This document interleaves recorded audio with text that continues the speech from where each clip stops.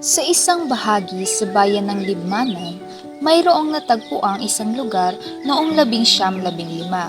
Isa sa pinaniniwalaang may malaking bahagi sa pagkadiskubre ay si Modesta Rubio Antonio. Tinawag itong borong-borongan dahil sa nakakaayang pagmasdan na nag-iikot o nagboborong-borong na tubig sa tabi ng ilog, hanggang sa pinalitan ang pangalan ng lugar noong 1929 bilang San Juan dahil sa kanilang patron na si Senyor San Juan Bautista.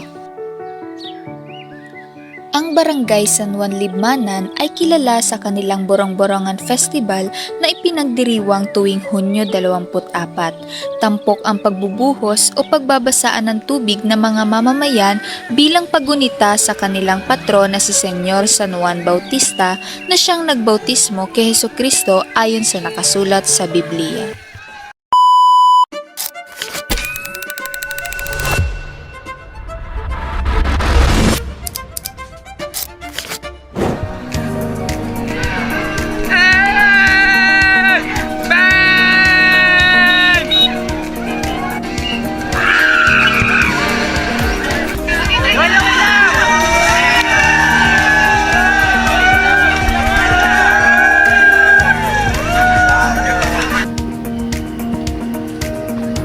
Alam niyo ba na ang pag-iinom sa tabi ng kalsada ay isa sa mga hindi dapat gawin sa araw ng pagdiriwang ng Borong-Borongan Festival?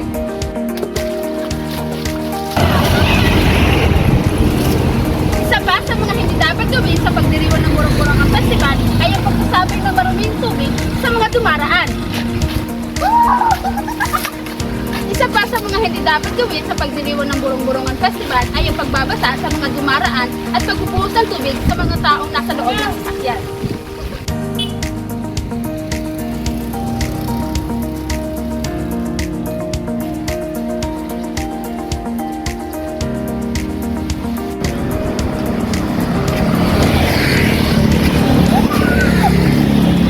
Narito ang dapat gawin sa tuwing ipinagdiriwang ang Borong-Borongan Festival. Una, kailangan agahan ang pagdaan o umiwas na lamang sa ruta kung saan nangyayari ang marasaan. Ikalawa, kinakailangan na malinis ang tubig na gagamitin sa pagbabasa.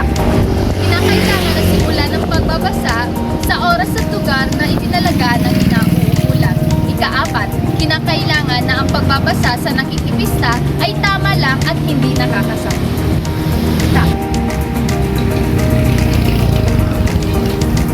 Dapat magpatupad ng mga patakaran o ordinansa sa tulong ng barangay official o ng otoridad.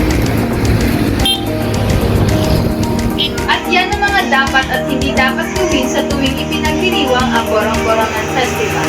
Laging tandaan, ang taong may alam ang siyang laging nasa kaligtasan. At ang tao masunurin, hindi huhulihin. Muli, kami ang ika-6 na pangkat, ang mga mananaliksik sa Pilipinas.